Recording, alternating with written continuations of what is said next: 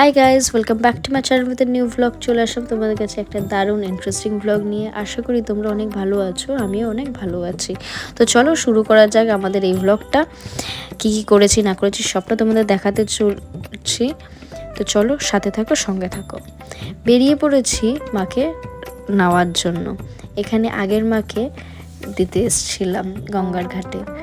খুব জানো তো মেমোরিজ এই ঘাটটা নিয়ে। এই ছোটোবেলার থেকে এই পুজোটা মানে এমনভাবে দেখে বড় হয়েছে, মানে যতই বলবো ততই কম। ছোট থেকেই আলাদা একটা ক্রেজ আছে এই পুজোটা নিয়ে। ছোট থেকে দেখতে দেখতে বড় হয়েছে এই পুজোটা। আমাদের সারাটা বছর অপেক্ষা এই দিনে এসে শেষ হয়। খুব খুব খুব পছন্দ করি এই দিনটাকে উপভোগ করতে, আর একটু মিস করতে চাই না একটা মুহূর্ত। এই দিনগুলো, এই মুহূর্তগুলো দ্বিতীয়বার তো ফেরত আসবে না। তো তাই এই দিনগুলোতে খুব সুন্দর করে মানে আনন্দে থাকতে চাই। আমরা এখানে মায়ের পায়ের সবাই এক এক করে জল দিচ্ছিলাম আর মনের কামনা জানাচ্ছিলাম, মনের ইচ্ছে জানাচ্ছিলাম, যাতে সবাই ভালো থাকে, সুস্থ থাকে, সারাটা বছর যেন খুব সুন্দর কাটে। তুমি যেন সারা জীবন আমাদের পাশে থাকো, আনন্দে থাকো, তোমাকে যেন খুব ভালো রাখতে পারি, এই কামনা জানাচ্ছিলাম।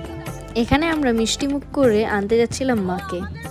সবাই মিলে আনন্দ করতে করতে, গল্প করতে করতে যাচ্ছিলাম মাকে নিতে। এত ভালো লাগছিল সময়টা যে মানে প্রকাশ করতে পারছি না। ওয়েদারটা এত সুন্দর ছিল আর সবাই মিলে এত সুন্দরভাবে গল্প করছিলাম। এখানে আইসক্রিম, 2 in 1 ম্যাঙ্গো ফ্লেভার সব নিয়ে আড্ডা হচ্ছিল আর গল্প হচ্ছিল। এই গরমে ঘেমে একেকার, আর একজন তো চামচ পায়নি বলে এমনিই খেয়ে নিচ্ছে। চলে এসেছি এখানে মাকে নেওয়ার জন্য।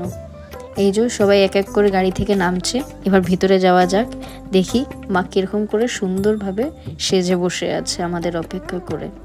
চলো যাওয়া যাক ভিতরে।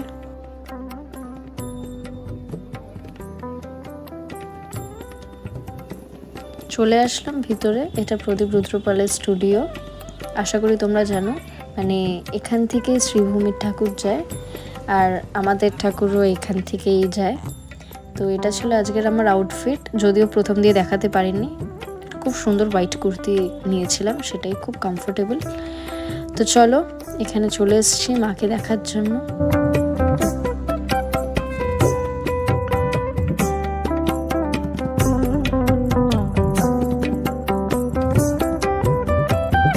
কি অপরূপা সুন্দরই লাগছে, তাই না? আর এখানে দুর্গা ঠাকুরও শুরু হয়ে গেছে বানানো। এত ভালো লাগছিল দেখতে যে দাঁড়িয়ে দাঁড়িয়ে দেখেই যাচ্ছিলাম। চলো এবার মাকে নিয়ে যাওয়া যাক আমাদের সাথে মায়ের বাড়িতে।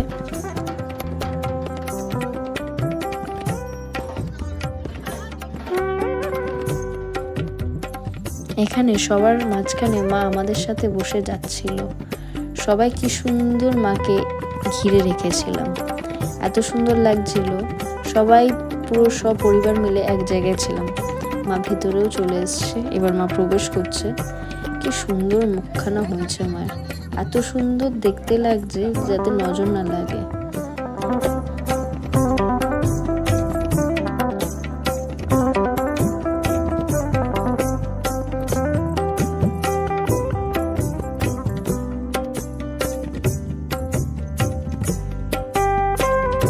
এটা মাকে বসানোর পরে, সাজানোর পরে।